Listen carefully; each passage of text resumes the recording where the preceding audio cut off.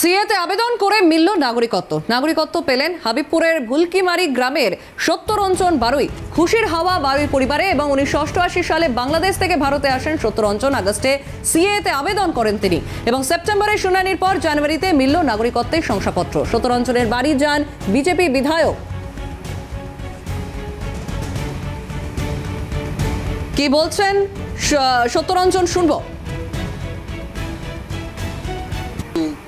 এর মাধ্যমে নাগরিকত্ব পেয়ে নিজেকে ধন্য মনে করছি। এই দেশের যে স্বরাষ্ট্রমন্ত্রী এবং প্রধানমন্ত্রী যে কথা বলেছিলেন যে নাগরিকত্বর মাধ্যমে এই উদ্বাস্তু সমাজ নাগরিকত্ব পেয়ে নিজেরা নিজেদের অধিকার রক্ষা করতে পারবে, আমি সেই স্বরাষ্ট্রমন্ত্রী এবং প্রধানমন্ত্রীর কাছে চিরঋণী।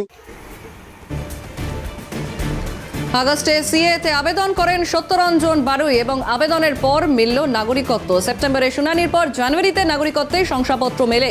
৭০ রঞ্জনের বাড়ি যান বিজেপি বিধায়ক জুয়েল মুর্মু। তৃণমূল এবং বিজেপির তরফে কি বলা হচ্ছে শুনবো।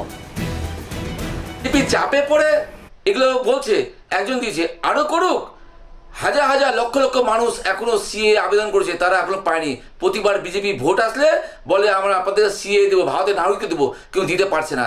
আগে দিক, তারপরে তাদের কথা বলবো। পশ্চিমবঙ্গে ২০২৬ সালে পশ্চিমবঙ্গের মানুষ মমতা বন্দ্যোপাধ্যায়কে ভোট দেবে এবং ৪র্থবারের জন্য মমতা বন্দ্যোপাধ্যায়কে পশ্চিমবঙ্গের মুখ্যমন্ত্রী বানাবে। আবেদন করলে আপনাদেরকে বাংলাদেশে যেতে হবে, ওইখান থেকে যে মানুষ যাতে বেরিয়ে এসে সিএ এর মাধ্যমে আবেদন করার পর সিএ সার্টিফিকেট পাবে এবং যারা আবেদন করেছে তারাও সার্টিফিকেট পাবে। আর আপনারা যারা রয়েছেন বাংলাদেশ থেকে, পাকিস্তান থেকে, আফগানিস্তান থেকে, বিভিন্ন জায়গা থেকে যারা ধর্মের নিপীড়িত কারণে, অত্যাচার কারণে যারা শরণার্থী হিসাবে যারা এসেছে, এই ৬টি ধর্মের মানুষ কোনো অসুবিধা হবে না। তারা সিএ আবেদন করলেই তারা সার্টিফিকেট পাবে। ভারতবর্ষের যশস্বী প্রধানমন্ত্রী এবং স্বরাষ্ট্রমন্ত্রী তাদের নির্দেশ, তারা গ্যারান্টি রয়েছে, কেউ আপনারা ভয় করবেন না।